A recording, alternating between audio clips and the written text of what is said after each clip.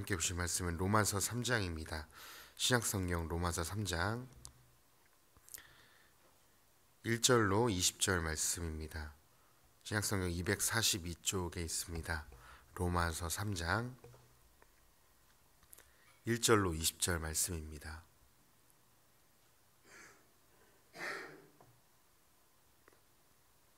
네, 1절로 20절 말씀 한 절씩 교독하도록 하겠습니다.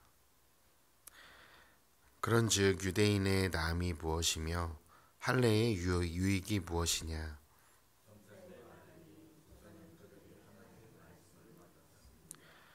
어떤 자들이 믿지 아니하였으면 어찌하리요? 그 믿지 아니함이 하나님의 미쁘심을 패하겠느냐?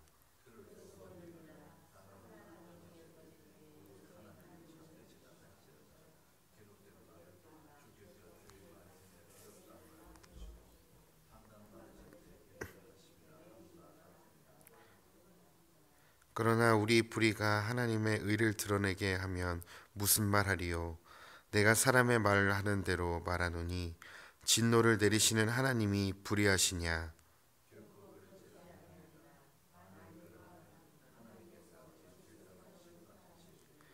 그러나 나의 거짓말로 하나님의 참되심이 더 풍성하여 그의 영광이 되었다면 어찌 내가 죄인처럼 심판을 받으리요?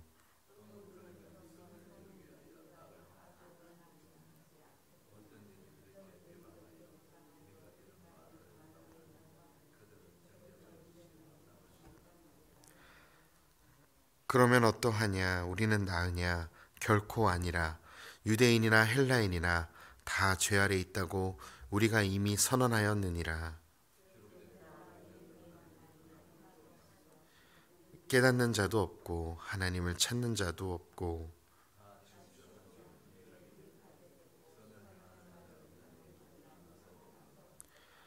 그들의 목구멍은 열린 무덤이요 그 혀로는 속임을 일삼으며 그 입술에는 독사의 독이 있고 그 발에 피 흘리는 데 빠른지라.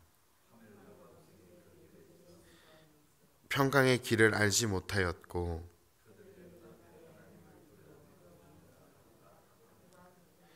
우리가 알거니와 무릇 율법이 말하는 바는 율법 아래에 있는 자들에게 말하는 것이니 이는 모든 입을 막고 온 세상으로 하나님의 심판 아래에 있게 하려 함이라. 그러므로 율법의 행위로 그의 앞에 의롭다 하심을 얻을 육체가 없나니 율법으로는 죄를 깨달음이니라. 아멘. 사람은 태생적으로 상대와 비교를 통해서 자신을 더 나은 사람으로 만들려고 합니다. 그래서 제 안에도 여전히 그런 마음이 있는데요.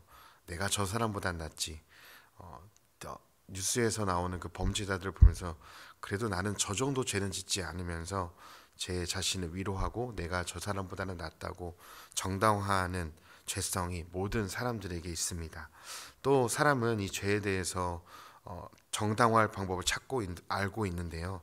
더 많이 배우고 가진 사람일수록 그것을 더 잘하게 되어 있습니다.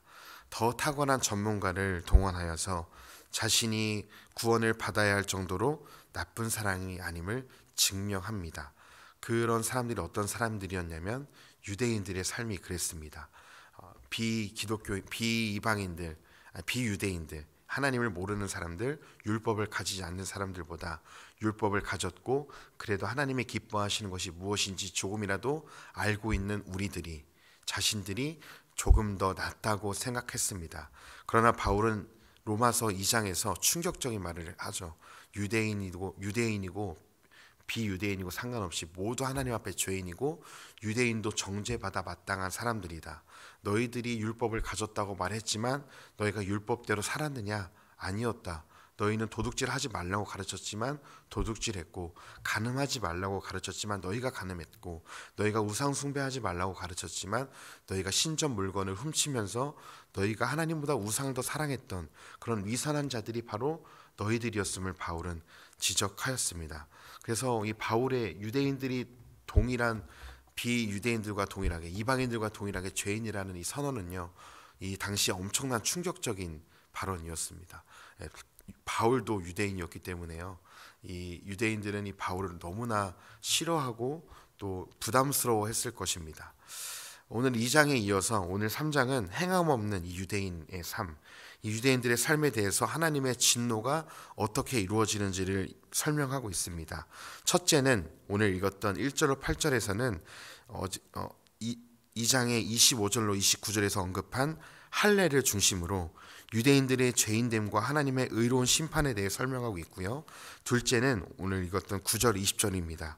유대인의 정죄에 대한 8절의 내용과 연결해서 그들의 죄와 함께 비유대인을 포함한 모든 사람이, 유대인뿐만 아니라 모든 사람이 죄인됨을 바울은 다루고 있습니다. 그래서 오늘 본문은 인간의 철저한 죄와 실패를 설명하면서 동시에 하나님은 약속을 신실하게 지키시는 완전한 분이심을 대조적으로 설명하고 있습니다. 유대인과 하나님께서 언약을 맺었죠. 이 구시대 유대인들을 통해서 하나님 모세와 이스라엘 백성들이 이제 출애굽을 통해서 시내산에 머물게 됐고, 이제 시내산에서 하나님과 언약, 결혼 관계를 맺게 되었습니다. 그래서 하나님은 백성들을 인도하고 구원하시고 먹이시고 입히시기로 약속하셨고, 이에 백성들은 하나님을 신뢰해야 했고 하나님 한 분만 신으로 섬겨야 하는 그런 언약의 관계를 맺게 되었습니다. 그 언약은 영원히 사라지지 않을 영원히 유효한 언약이었습니다. 하나님은 이전에 모세 전에 아브라함과 약속한 복, 그리고 이어서 모세와 이스라엘 백성들과 맺었던 그 언약, 그 이스라엘 백성들과의 언약은 이스라엘 백성들의 실패와 믿음 없음에도 불구하고 계속해서 이스라엘을 인도해 가셨고 결코 버리지 않으셨습니다. 지금까지 이 약속의 말씀을 맡고 있을 수 있었던 것은 유대인들이 믿음으로 충만했기 때문이 아니었습니다. 말씀대로 잘 살았기 때문이 아니었어요. 저희가 이전에 민수기에서 잘 봤죠. 하나님이 어디를 인도하실 때마다 백성들은 불평했고 하나님이 보여주실 땅을 신뢰하지 못했고 원망했고 하나님이 세우셨던 지도자 모세를 비방하기를 일삼았던 사람들이 바로 이스라엘 백성들이었습니다. 백성들은 이미 거기서 끝났어야 돼요. 다 멸하셨어야 돼요. 그럼에도 불구하고 하나님은 2세대들, 출애굽 2세대들을 남겨두셨고 그 사람들을 통해 여호수아와 갈렙과 많은 사람들을 동반하여서 하나님이 보여주실 가나안 땅까지 하나님의 열심으로 인도해 가셨습니다. 그것만 보았을 때도 이스라엘 백성들이 믿음이 좋아서 하나님을 잘 신뢰해서가 아니라 연약함에도 불구하고 하나님께서 신실하셨기 때문에 유대인들이 지금까지 올 수 있었던 것이죠. 유대인들은 그것을 몰랐어요. 자기들이 믿음으로 잘 살아서 이 정도 하나님을 섬겼기 때문에 지금까지 왔다고 생각했습니다. 저와 성도님들도 동일할 수 있습니다. 내가 이 정도 신앙생활을 하고 이 정도 예물을 드리고 예배를 잘 드리고 내가 봉사를 잘 했기 때문에 내가 지금까지 신앙을 지켜올 수 있었다고, 내 열심으로 지켜올 수 있었다고 우리는 너무나 쉽게 착각할 수 있습니다. 그러나 아닙니다. 우리는 하나님 앞에 하나님이 우리를 자녀 삼으실 어떤 조건, 하나님께서 우리를 구원하실 어떤 조건이 우리에게 있어서가 아니었고 하나님이 우리를 그저 사랑하신 그 신실한 사랑에 있었습니다. 우리도 예수님이 아니었다면, 우리도 예수님의 십자가의 구원이 아니었다면 우리도 하나님 앞에 철저하게 죄인으로 정죄받아 마땅할 그런 연약한 자들이었습니다. 그런 믿음이 없는 우리들을 지금까지 하나님께서 선하게 인도해 오셨고 그 은혜가 우리를 붙드셨기 때문에 우리가 지금까지 신앙을 지킬 수 있는 줄 믿습니다. 그래서 우리의 신앙의 여정은 바로 유대인들과 동일합니다. 우리도 위선적이었고 하나님의 말씀을 알았지만 하나님의 말씀대로 살지 못했던 연약한 자들임에도 하나님이 우리를 포기하지 않으셨고 지금도 우리를 붙들고 계시고 지금도 그 신실하신 하나님의 성품이 우리가 죄로 넘어질지라도 우리를 향한 하나님의 은혜와 사랑은 여전히 유효한 것입니다. 그래서 우리를 향하신 하나님의 신실하심 때문에 우리는 늘 감사하고 하나님의 사랑으로 인해서 감격해야 합니다. 바울은요, 이제 유대인들에게 또 한 가지 묻습니다. 만약 인간의 범죄로 하나님의 의가 드러났다. 인간이 범죄해서 하나님의 의가 아주 웅장하게 거창하게 드러났다면 죄인이 하나님의 의를 드러내는 도구가 된 것이 아닌가. 하나님이 죄인들의 이 죄를 이용해서 자신의 의를 드러내는 것이 아닌가. 하나님을 폄하하는 질문을 하게 됩니다. 하나님의 더 큰 영광과 의를 드러내기 위해서 그러면 죄인들이 그 큰 영광, 그 큰 은혜를 드러내기 위해 더 큰 죄, 더 심각한 죄를 지어야 되지 않겠느냐라는 황당한 질문과 주장에 바울은 6절에서 이렇게 대답하죠. 결코 그렇지 않다. 그렇지 않다고 말합니다. 누구든지 자신이 행한 것에 대해 자신이 책임을 져야 했습니다. 왜냐하면 죄를 짓게 한 분이 결코 하나님이 아니셨기에 범죄한 온 인류 각자가 자신의 죄값을 지불해야 했습니다. 하나님의 이 죄인들의 죄 때문에 하나님의 의가 드러났지만 그렇다고 해서 이 죄를 하나님이 짓게 하신 것이 아니라 인간의 죄악된 죄성이 인간의 그 범죄가 그 죄를 드러내게 한 것이죠. 그 죄를 덮으시기 위해 하나님의 의로우심이 나타난 것뿐이었습니다. 그래서 하나님의 의로우신 심판, 하나님은 그 공의로우신 하나님이시기에 죄를 범한 이 죄인의 죄값을 마땅히 치르게 하셔야 되는 공의로운 하나님, 그 의로운 심판 앞에서는 그 어떤 핑계도, 그 어떤 죄인의 핑계도 용납되지 않았습니다. 그리고 이제 바울은 계속해서 유대인들이 어떻게 죄인인지를 조목조목 지적하기 시작합니다. 아직도 이 말씀을 듣고 있는 유대인들에게는 자신들이 왜 죄인인지를, 자신들이 철저하게 이방인들과 똑같이 죄인인지를 인정하지 않았기 때문에 바울은 그런 유대인들의 교만함을 굴복시키기 위해서 하나님께서 바울을 통해 말씀하시는 거죠. 바울은 9절부터 12절까지 구약의 말씀들을 인용하여서 유대인이나 헬라인 모든 인류가 죄 아래 있다고 이야기합니다. 유대인들은 비유대인들, 이제 이방인들이 하나님께 버림받았고 그들은 지옥의 불쏘시개고 땔감 정도로 생각했습니다. 그리고 자신들은 하나님께서 어떻게 해서는 구원을 하실 거라는 그런 확신에 착각을 하고 있었습니다. 그런데 바울이 말하는 거죠. 유대인이나 헬라인이나 이방인이나 다 죄인이다. 너희가 거룩하다고 생각하지, 너희가 의롭다고 생각하지, 아니다. 하나님 앞에는 다 똑같다고 말씀합니다. 그러면서 구약을 이용해서 이렇게 얘기해요. 하나님 앞에 의인은 한 사람도 없다. 그리고 하나님의 뜻을 깨닫거나 하나님을 찾는 자도 없다고 11절에서 이야기하고 있습니다. 그래서 모든 인류가 죄에 치우쳐 함께 무익하게 되었고 선을 행하는 사람은 한 사람도 없음을, 철저히 온 인류가 죄로 인해 실패했음을 12절에서 선언하고 있습니다. 그러면서 13절과 18절에 성경 여러 구절들을 나열하면서 죄로 가득 찬 어떤 사람의 모습을 이야기합니다. 묘사합니다. 신체로 묘사하는데요. 먼저 13절로 시작합니다. 신체와 관련해서 목구멍, 혀, 입술, 입, 발과 길, 눈의 순서로 진행하는데요. 이 순서는 이 죄인됨이 사람의 안에서 밖으로 나오는 형태를 통해 사람의 모든 것이 다 악하고 뒤틀어져 있음을 보여줍니다. 그래서 사람 안에서 나오는 모든 것이 약하다는 거죠. 사람 안에서 나오는 입술의 말, 혀, 모든 발걸음이 약하다는 이야기예요. 이것은 바울이 처음만 이야기한 것이 아닙니다. 이미 예수님께서 하셨던 말씀이죠. 사람이 안에서 나오는 모든 것이 사람을 더럽게 한다는 예수님의 가르침과 동일한 말씀이었습니다. 그리고 마지막 19절 20절에서는 그래서 사람의 입으로부터 나오는 모든 것이 악하기 때문에 19절 20절에서는 그래서 율법은 죄를 해결하는 통로가 아니고 단지 하나님의 뜻을 전달하는, 죄가 무엇인지 알게 하는 신호등과 같은 역할을 하고 있음을 알리고 있습니다. 따라서 이 율법을 가진 유대인도 근원적 죄, 그리고 죄를 포기하지도 결코 해결하지도 못하기 때문에 그들 역시 하나님의 진노를 피할 수 없다는 것이죠.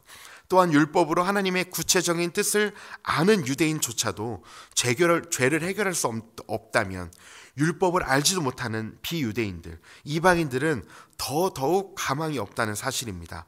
결국에 모든 사람이 사람의 죄로 인해 하나님의 진노의 과정이 있고 스스로 죄를 포기하지 않았기에 그 과정을 벗어날 가능성은 전혀 없다는 것입니다. 그래서 바울은 율법에 대해서, 율법으로 거룩함을 이루려는 유대인들에 대해서 선포합니다. 율법의 행위로 그 앞에, 하나님 앞에 의롭다 하심을 얻을 육체가 없나니 율법으로는 죄를 깨달음이라.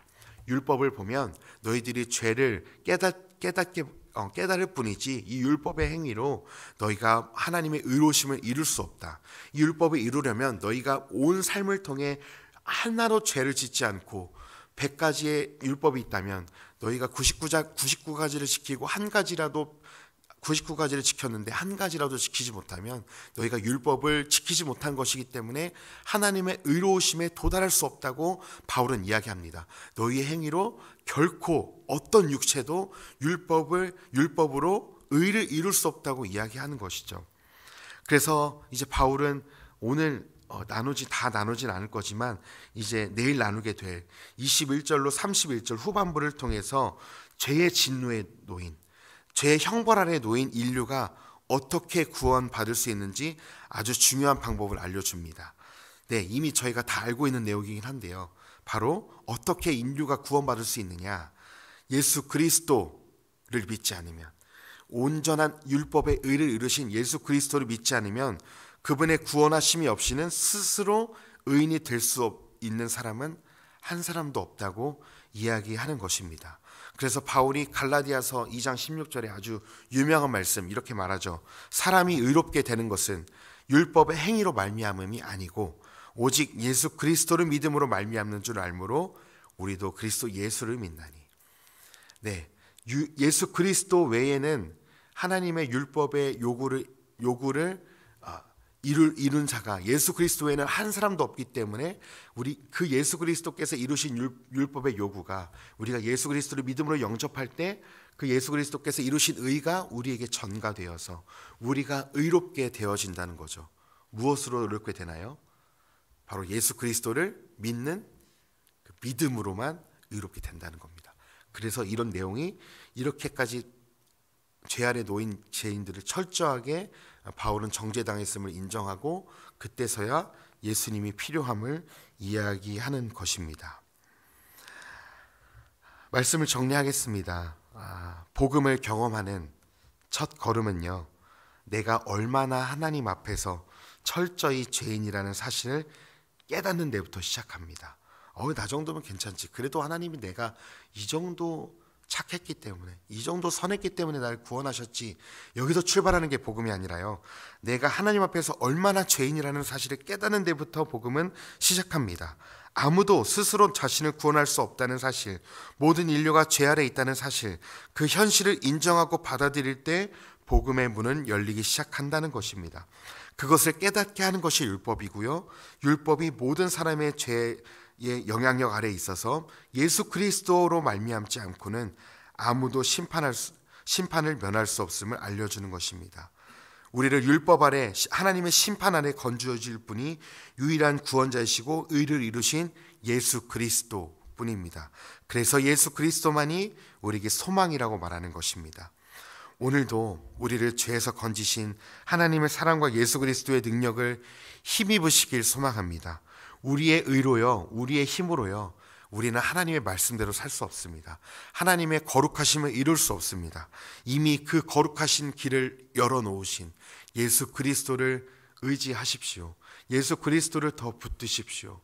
우리의 믿음을 온전하게 하시는 예수님을 오늘도 더 의지하셔서 그 예수님이 아니면, 하나님이 아니면 내 인생에 아무런 가망이 없는 인생임을 겸손하게 고백하면서 하나님의 신실하신 은혜만 의지하여 오늘도 거룩하게 사시는, 주님을 의지하여 하나님 말씀대로 살아가시는 복된 성도님들 되시기를 간절히 소망합니다. 기도하겠습니다. 하나님, 우리는 하나님 앞에 모두 다 죄인이고 의로운 것이 하나도 없고 의인이 하나도 없음을 말씀으로 선언한 것을 통해 깨닫게 하시니 감사합니다. 우리가 하나님 앞에 어떤 구원받을 만한 조그마한 조건이 없음에도 불구하고 우리가 죄인 되었을 때에 그리스도께서 우리를 위해 죽으심으로 하나님께서 우리를 사랑하신다는 것을 깨닫게 하시고 확증해 주시니 감사합니다. 하나님, 우리의 신앙이 우리에 있지 않고 예수 그리스도께 있음을, 믿음이 우리에게 있지 않고 예수 그리스도께 있음을 우리가 깨닫고 우리가 우리의 믿음을 주님께 의탁하는, 주님을 신뢰하는 하나님 복된 주님의 성도들 되게 하여 주시옵소서. 그래서 이 믿음의 길을 우리가 주님 앞에 서는 날까지, 천국문을 향하여 가는 그 날까지 우리의 믿음을 우리에게 두지 않고 신실하게 우리의 믿음을 붙들고 계시는 하나님께 우리의 믿음을 우리의 소망을 두게 하여 주시옵소서. 그래서 어린아이와 같이 철저히 의존된 신앙을 갖게 하여 주시고, 어린아이와 같이 철저히 하나님만 신뢰하는, 하나님께 기대는 우리의 신앙들 되게 하여 주시옵소서.